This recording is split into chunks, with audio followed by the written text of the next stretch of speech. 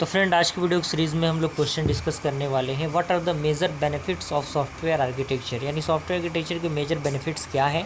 तो सबसे पहले आप देख सकते हैं, सबसे पहला जो बेनिफिट आता है वो आता है आपका डेवलपमेंट। तो इसके अंदर कुछ पॉइंट्स यहाँ पे दिए गए हैं। इन पॉइंट्स को आपको अच्छी तरीके से पढ़ लेना है। पढ़ने के बाद उन पॉइंट्स को ब्रेक करके सब पॉइंट्स में लिख सकते हैं। तो इसमें कह रहा है कि it is important to be able to recognise common paradigm so that high level relationship among system can be better understand and so that new system can be built as variant of old system। यानी ये important होता है, और जो reorganise करने के लिए जो भी पैराडिगम होते हैं उनको हाई लेवल रिलेशनशिप के अकॉर्डिंग, और इनको हम क्या कर सकते हैं, बेटर अंडरस्टैंड कर सकते हैं बाय द न्यू सिस्टम, जिनको हम बिल्ड करते हैं अलग अलग वेरिएंट ऑफ ओल्ड सिस्टम के पॉइंट ऑफ व्यू से।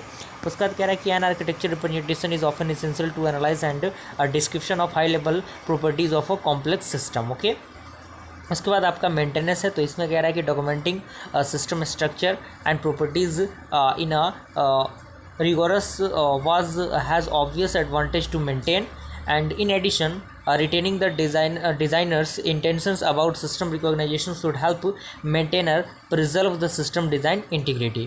और थर्ड पॉइंट आपका है ऑप्टिमाइजेशन। तो इसमें क्या कह रहा है कि software architecture support optimisation of component with respect to performance, fault and tolerance and security.